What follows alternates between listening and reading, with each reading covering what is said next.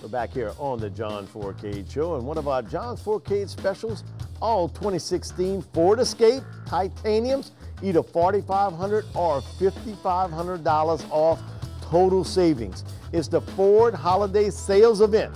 All 2016 Ford Escape titaniums, $4,500 or $5,500 off total savings right here in the heart of Metairie, Veterans Ford. Back here on the John Fourcade Show, and John, Texas Tech, LSU, and man, the way I look at this game, if LSU wanted a hand-picked opponent, man, I see Texas Tech defensively, how bad they are. They haven't played since 1957. LSU leads the series 2-0. I mean, so you can see that these teams really don't know one another that well. Leonard Fournette, 1,741 yards rushing, and the guy that makes everything work for Texas Tech, Patrick Mahomes, 4,200 yards passing, third in the nation. Man, they got an explosive offense. It is quarterback friendly, I should say. Cliff Kingsbury, every quarterback he's had, they have put up some huge numbers, and they got one real explosive receiver, certainly in Jakeem Grant, 80 catches, little 5'7" receiver, 7 touchdowns, also a tremendous kick return guy, 26 yards a kickoff return. Man, he comes up with a lot of different things, and not only can they throw it, DeAndre Washington's a little smaller back, about 5'8", 200 pounds, rushed for over 1,100 yards, his second straight 1,000-yard rushing season. But Mahomes is basically the straw that turns the drink for them. They're going to spread LSU out, try to throw the football. The bad thing is eventually they got to play defense. Well, that's the problem. You just can't play offense and score and then let them score and you score because somebody's going to eventually stop one another. And I think LSU's defense will step up in the game, even though they'll probably give up some yards, give up some scores. But as the game goes on, I think LSU defense will wear them down. And LSU has played against some of these teams, Oregon, other teams they've played against. They've done very well against some of these spread teams. They played a couple of them in the SEC, Texas A&M, Auburn to a certain degree. So they have seen those style of receivers. I don't know if they're going to see that style of a quarterback. This quarterback's pretty doggone good. They'll throw the ball. Cliff Kingsbury's going to try trickery and try everything he can, and that's what it is, right? It's a bowl game. It's really don't mean a thing except you're just playing against your conference versus their conference. But the question mark will be, can LSU throw the football to win this football game? Because I guarantee you Texas A&M knows they're going to try to pound and ground with Leonard Fournette, and I say you have got to at least throw the ball 25 to 30 times for Harris to get a look at it. See, it's a bowl game. So what? Let him throw the football because I think A&M will try to stop the running game. Well, I've seen them with 9 men up front, and they still couldn't stop anybody. Nothing close to Leonard Fournette. I think LSU stays basically what they've done. Man, come on, less is going to change now? I mean, that ain't going to happen. Here's the crazy numbers. Texas Tech is averaging over 46 points a game, and they're giving up almost 43. John, when you play that bad a defense, you can see where running backs are averaging 5.9 yards a carry against Texas Tech, 271 yards per game average going against them. Man, why wouldn't I give it to Leonard and Darius Geis and let them control the pace of the game? I think the key for LSU defensively is going to be tackling. Texas Tech is going to make completions. What you don't want is the run after the catch. That's where Texas Tech has really made hay, so to speak, when against opponents.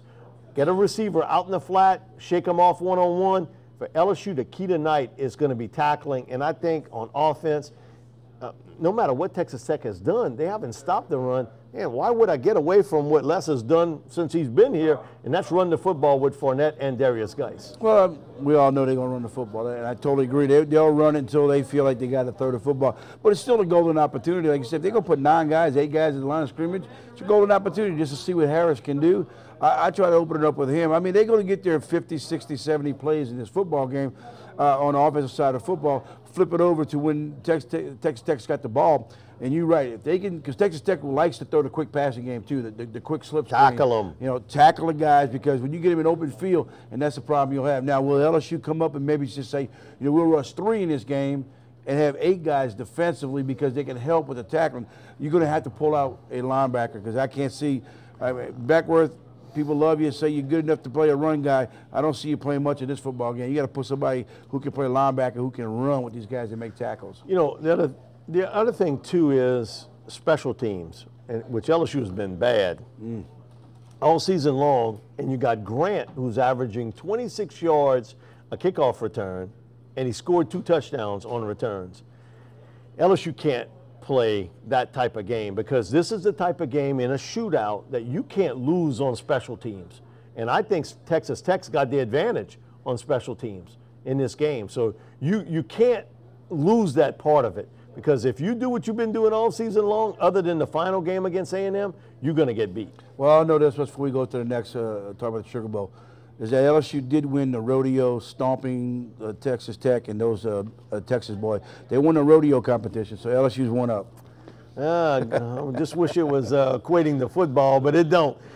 Sugar Bowl, and I think this is a great matchup. And your old team, Ole Miss, man, comes in here riding high. A 9-3 Ole Miss team going against Oklahoma State, 10-2. The first Sugar Bowl for OSU since 1946. And man, I remember Archie playing in this game in 1970. It goes to show I'm getting old in that. I do remember that game in 1970, Friday night. You know what? Both teams explosive throwing the football. I've seen Oklahoma State play defense. That's kind of shaky there. You know, I think this is a must-watch TV game because of the fact that explosiveness on offensive side of the football.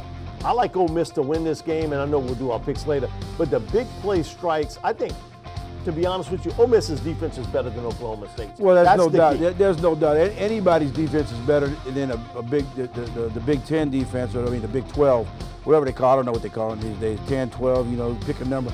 The only one that's got good defense in that conference is Oklahoma. The rest of them just love to play offense and forget defense. I think Oklahoma State comes in here and they're going to be sort of like Texas Tech. They're going to throw it around. They can score them some points. They'll move the football up and down the field. I truly believe the Rebels defense will step up and make some plays. Oklahoma State tries to run the ball too sometimes in this football game. I can see that happen. I just think the players are all on Ole Miss's side. Yeah, and you look at, this is kind of end of the trip, so to speak, for Tunsil, for Laquan Treadwell. And it would have been for one other guy, except for he got himself in trouble, Camducci. Yeah. But that's a story for another day. But I do think that, man, if you talk about bringing fans, you just look around and all the Ole Miss fans that they have here in the city, it's amazing. Ole Miss drew well, so does Oklahoma State. They brought in a big contingent also. It's a sold-out football game, but I do still have 2 tickets left. 2 tickets left. Anybody needs them, call me. I'll give you a good deal on them. It is so. I'm trying to make some money, man. Got to make it. You call me. You never know. I'll cut you a deal, club level. But you're right. It's going to be packed out there. They're already in town now. I was doing my show Sunday night. A lot of Ole Miss people were in at Manning's and getting things rolling. We'll be down at Manning's all Thursday and Friday. It's going to be a big. I love it. It's great to see these 2 teams because they haven't been in it for a while. That's the good thing about it. It's not teams that's been here or teams that you don't know about, that don't travel well. You're right. Oklahoma State and the Rebels of Ole Miss will be traveling, and this will be a packed out. It will be the game, I believe, to watch other than the championship playoff game. You know, another thing, too, is from a recruiting standpoint, and I know Les brought it up about being in Houston for that time period there where, you know, you playing to the Houston crowd, LSU people, LSU recruits. Ole Miss doing the same thing, and so does Oklahoma State, who has recruited this area very hard. So you can see where both coaches sort of using this to kind of spread those tentacles out to grab recruits that, you know, not everybody's going to go to LSU. Not everybody's going to go there. The Oklahoma States and Ole Miss is going to use their time here to try to saddle up some of the recruits here, especially in the city of New Orleans. No, there's no doubt about it. There's so much talent in the state of Louisiana. And you remember now, when you watch this game on national television, people in Oklahoma will be able to get their looks at the Ole Miss Rebels. And maybe you'll sneak a couple of guys from the Oklahoma Texas that would want to come over and play for Ole Miss. Because I know when I played at Ole Miss, we used to get a couple of Texas guys playing. So Ole Miss recruits well in Texas, even though we're playing Oklahoma State in the Sugar Bowl, but Oklahoma State still hits Texas. So with that being said, that's like Les Miles said, he's going to Houston.